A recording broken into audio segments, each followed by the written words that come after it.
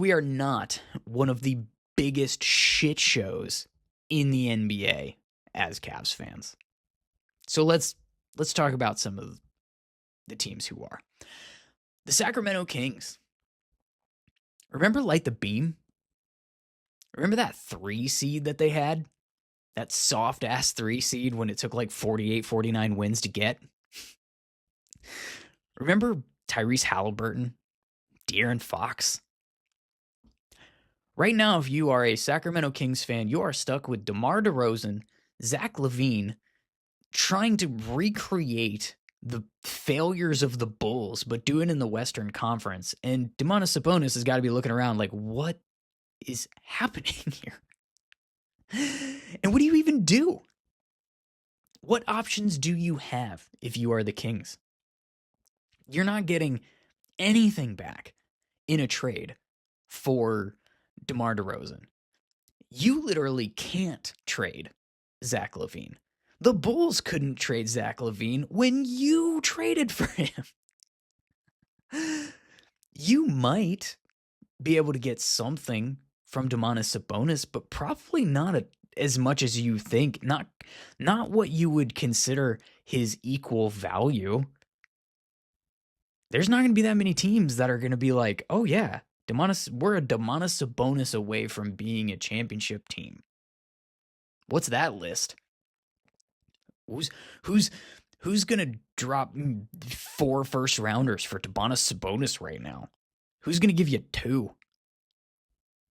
It's tough as a Kings fan. And name the young guys on that roster that you are stoked about. I'll wait. Yeah. If there was a masterclass in how to destroy a promising franchise, it would be taught by the Sacramento Kings front office. How about the New Orleans Pelicans? Oh gosh, Zion's hurt again. We're on year like 5 of, well, this team could really be looking to break through. Look at all this talent that they've got. If things just click, if Zion can be healthy, they could show that growth. This team could be super dangerous. Well, they suck again. They got a collection of players that every team would want, but absolutely do not work collectively, clearly, because it's just been bad for the Pels. And I mean, unless you're, they're on my, radar alert, I guess you could say, of, keeping an eye on them as a blow it up candidate and, a team that could get real assets from good teams if they have any to give up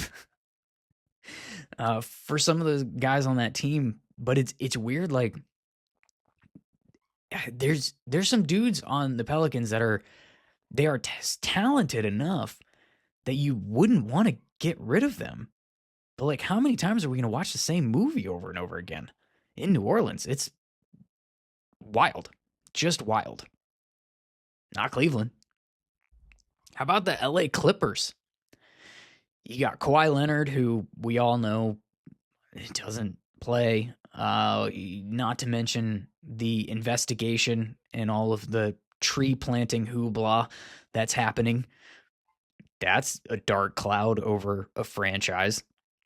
They're old collectively, fragile. Guys are getting hurt left and right.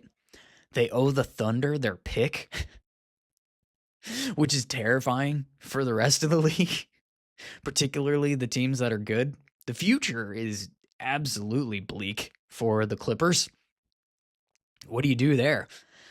Would you rather have that be your reality? Remember the offseason, like just before the season started and everybody was doing their over-under pods? And it seemed like one of the most popular picks out there was the Clippers over. They're going to be so good. They're going to be so good. They're going to be amazing. It was a lot of, I think because they finished so, did they have the same win-loss record last year as the Lakers? Am I misremembering that? Or were they within like a game? I don't remember. But that was I feel like that was one of the hot like topics coming into the season, right before it started in that over under time. It was like who's gonna get more wins out of the LA teams, the Clippers or the Lakers? And everybody thought it was the Clippers. Everybody. How's that going? Memphis Grizzlies.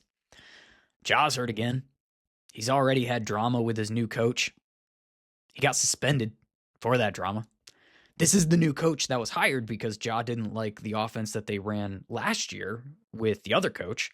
The one that made them a really good offense and a good basketball team because he couldn't dribble the air out of the ball and run pick and roll every single possession. So that coach, that not just that coach, but also the assistant they brought to learn that system, they got fired.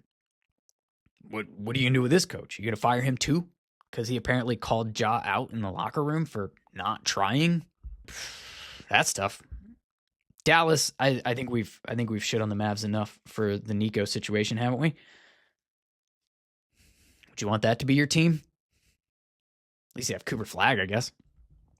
The Indiana Pacers, a lot of people thought they were going to stay competitive because of the collection of gritty veterans that they have on their team. The role players that they had. I thought they'd be at least in games. I figured they'd win in the 30s or so. They've been real bad. They suck without Halliburton, which shouldn't be super surprising given the fact that, not having Halliburton, who their entire offense revolves around, you at least understand, but it's not fun to be a Pacers fan right now. The Wizards, the Nets, they suck. They're supposed to suck, but they do. They're doing a good job at sucking. How about the Hornets? They've been a disaster for years. They're still not good. I'm not a LaMelo guy, but counting on that. Will Brandon Miller, be able to have get through these early injuries and have a healthy career at some point in time? I don't know. Nobody knows the answer to that question, but we could be asking it, but we're not because we're Cavs fans. They haven't been the juggernaut we wanted them to be. They didn't come out to a 15-0 start like they did last year, but things are okay. Things are okay for Cavs fans. We're all right.